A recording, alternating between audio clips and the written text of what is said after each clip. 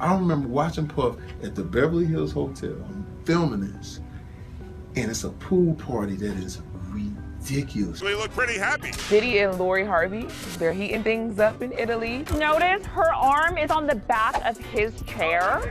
According to a new Instagram post from his daughter. I remember watching Puff at the Beverly Hills Hotel filming this, and it's a pool party that is ridicule. They actually look pretty happy. Diddy and Lori Harvey, they're heating things up in Italy. Notice her arm is on the back of his chair, according to a new Instagram post from his daughter, Karen the Hollywood. A lister is recovering from a recent, quote, medical complication. Buckle up, folks. Another chapter of the Diddy saga is about to be written. Who's the director this time, you ask? Well, none other than Diddy's old pal Jamie Foxx. For years, the actor had enjoyed Diddy's parties and worshipped the hip-hop mogul.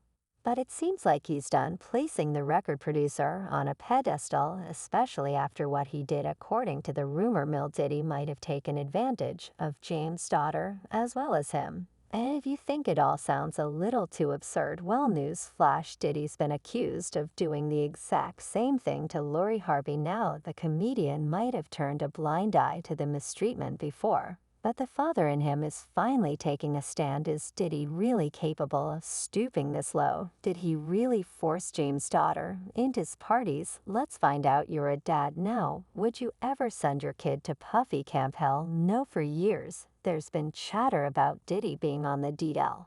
And when it comes to the hip-hop mogul sexuality, 50 Cent has been the greatest champion of the truth. He's been taking shots at Diddy for sleeping with men long before it was popular. Say that to me, I get a little uncomfortable. I get uncomfortable. Like he said something to me one time a long time ago at Chris Light's wedding. He told me he'd take me shopping. I looked at him like, what you just say? Let me move, man, before I do something. You going to make me mess up the wedding? But Diddy being secretly gay here ain't the problem. It's the fact that he hosts these crazy FOSS and forces young men and women to participate against their will. There's been rumors about him taking advantage of Usher back in the day.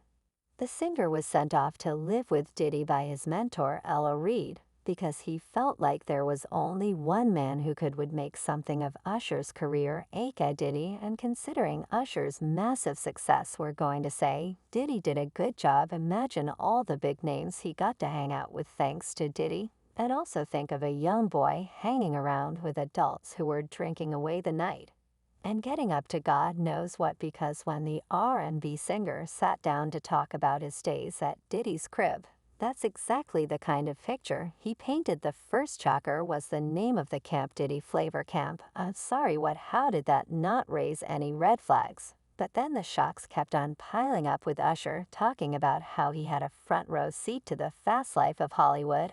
All laughs and gaps up until he was asked about whether he would send his own kids to Diddy Flavor Camp. And that's where Usher drew the line, revealing his true feelings about his days under the mogul's wing. Tried to, some woman didn't come along. I say, okay, what I did say is that there were very curious things taking place, and I didn't necessarily understand it. Biggie Smalls was there, Big Smalls was there, El Kim, Craigma, all these people are, yeah man, Faith Evans. They nothing about. Some fans think that Usher might have been taken advantage of during this time. There was that comment Diddy made about him and Usher sleeping in the same bed and fighting over Frosted Flakes off the guard stage. My brother, right here from day one, we used to wake up. And I mean, Dan, pause. But like T out, I mean back in the days when he was like 10 and I was a little bit older, his older brother, we used to fight over the Frosted Flakes. You know what I'm saying? Before pause was invented, I'm saying. But it's my brother for real. We used to actually wrestle off of the Frosted place because he used to always get up early with me. Now he what the puff. Just say nobody's going to acknowledge for me. P just said we used to wrestle over the Frosted Flakes, and we're streaming live. That was stupid. And let's not forget Jean Deal, your #1 source for everything that's Diddy. I know, and people know there was around that in that time that Puff and Usher did have a situation, and that situation led Usher to the hospital. Now I let Usher explain that to y'all. I let Ush tell that story. But how dare you say a man that groomed you going to give him a pass, bro? You know I know. Fast forward to this year, and Lil Rod's 70-page lawsuit hit the internet, revealing a bunch of skeletons in Diddy's closet. One particular line caught fans' attention, which Reed Holmes informed Mr. Jones that he had engaged in intimate relationships with rapper redacted R&B singer redacted. And here's the kicker: the R&B singer is described as someone who performed at the Super Bowl and lived in Las Vegas. Guess who fits that description? We'll give you a hint. It starts with a U and ends with an R, but Usher is one name on a very long list of people who suffered at Diddy's hands. Mind you, music producer Lil Rod himself accused the rapper of forcing him into Foxx, feeding him illegal substances, and violating him. And worst of all, Lil Rod never got paid for the work he did on Diddy's album. But that's only the tip of the iceberg. There's word on the street about Burgray gearing up to slam the hip-hop mogul with yet another lawsuit. Apparently, the Empire actor was forced into Foxx by Diddy. He was living a good life with Empire, putting him on the map.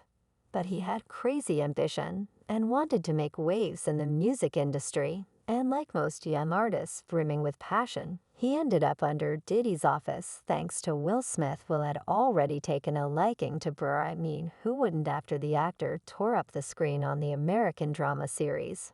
But Diddy took advantage of Breyer's dreams by forcing him into Foxx. The actor went along with it for a while, but he eventually decided enough was enough and he cut off Diddy and the person who linked the two. Well, but cutting off Diddy, especially when he isn't done with you, doesn't come without consequences. Burr was blackballed from the industry, and though he suffered for a long time, he's finally ready to make Diddy paid by allegedly filing a lawsuit for $50 million.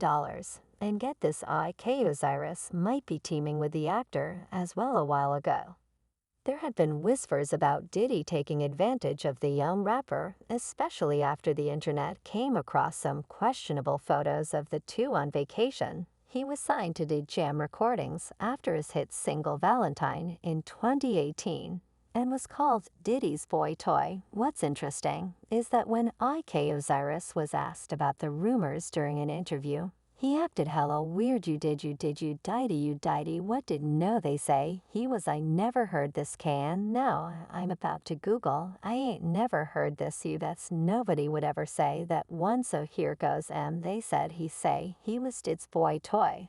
I was in Jamaica with him. Oh, I see it now. In Jamaica with his elbow. Diddy, can we talk about Diddy new boy toy? Why kill? Sorry, why you did just the Diddy man? It's messed up, man. No, why you even bring? Whatever the situation was, it seems like Osiris is planning to take advantage of the open season on Diddy and expose the truth about how he too was forced into Foxx. Now enter Jamie Foxx. He's always been a regular at Diddy's parties, but the road to attaining that status was not easy. He followed around Diddy in his car for days until he finally managed to squeeze his way. And so one day I flipped it on him and showed up in it too. It was town car days. I had a town car, popped out the town car with a camera, said, "Yo, Puff, yo, you got to let me film this, the whole thing. We need to document this, Playboy." He was like, "Yo, let him through." And I'm like, "All right, I'm through."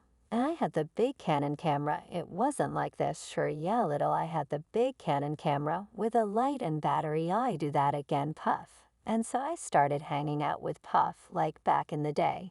But Jamie wasn't merely interested in clinking champagne glasses with Diddy at a table with his celebrities. He also wanted to get some help with his music, and there was no better for the job than Diddy back then. In an interview with Stephen Colbert, Jamie said, "I was trying to get in music at that time, so I would throw parties for a reason.